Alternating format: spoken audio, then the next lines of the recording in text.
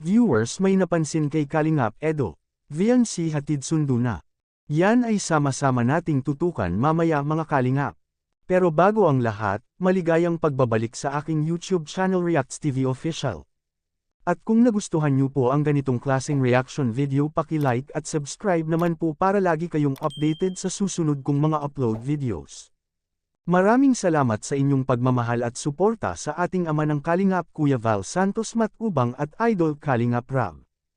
Paalala, panoorin at tapusin ang video na ito para malaman mo kung ano ang nilalaman nito bago mag-comment. Bago natin tatalakayin ang ating main topic, bibigyan muna natin ng kaunting reaction ang pagsama ni VNC kay Kalingap Edo sa GEM.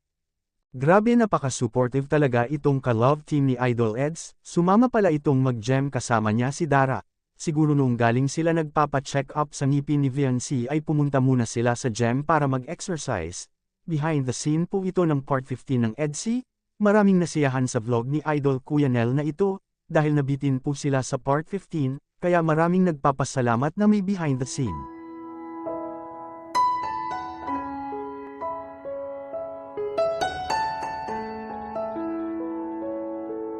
Sige, buhati mo. Ayun! Yung kabila lang. Yung na. Oo. Nabuhat nga niya yan eh, yung barbell eh.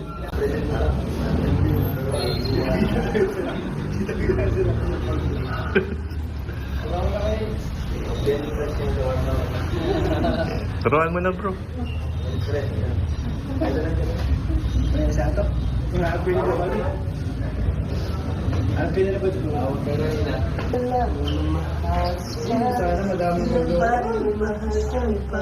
Ito po pala ang gusto ng mga viewers na palaging magsasama si VNC at Idol Eds.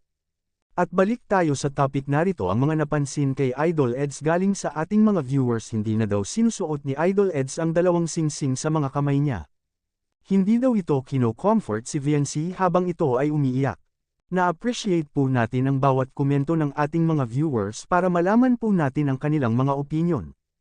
At bigyan lang po natin ng kaunting reaction ang komento ng ating viewers. Siguro hindi muna isinusuot ang singsing dahil nag-gejam po itong si Idol Eds. Delikado, baka maipit yung kamay niya sa singsing. At sa hindi na comfort agad ni Idol Eds si VNC noong umiiyak ito dahil may respeto po siya sa mga babae, baka kung ano man ang sabihin ng iba, kaya hindi agad naka-comfort si VNC. At lalo na nalimutan na niya yun dahil pati si Idol Eds ay na-overwhelmed na rin po ito sa mga biyaya na natatanggap ni VNC galing sa ating mga solid taga-suporta, ang EDC Global Supporters at Lovable Titas. Pagkatapos ng part 15 nagabihan sila sa pag-uwi si Dara at VNC, mabuti na lang nandyan ang ating mga K-boys na laging sumusuporta sa mga beneficiaries ni Idol Rab, kaya importante talaga ito ang trabaho ng K-boys sa mga kamay ni Idol Rab. Nakakatulong din ito para sa kanilang pamilya na nangangailangan ng financial, dahil may allowance din silang matatanggap galing kay Idol Rab. Anong masasabi nyo dito mga Kalingap? Ito ay isang reaction video lamang, kaya pwede po tayo mag-comment sa ibaba mga Kalingap sa comment section. At lagi ko rin itong babalik-balikan na lagi po nating suportahan si Idol Kalingap Rab sa kanyang mga vlog, dahil dito kinukuha ang mga gastusin, tulad ng pabahay, mga allowances sa mga beneficiaries at mga sahod sa ating mga K-boys. Hanggang dito lang po muna ang Kalingap Reacts TV official update ngayong araw mga Kalingap. Huwag kalimutang mag-like at subscribe at i-on ang notification bell for more updates. Maraming salamat po, mabuhay tayong lahat. God bless us all.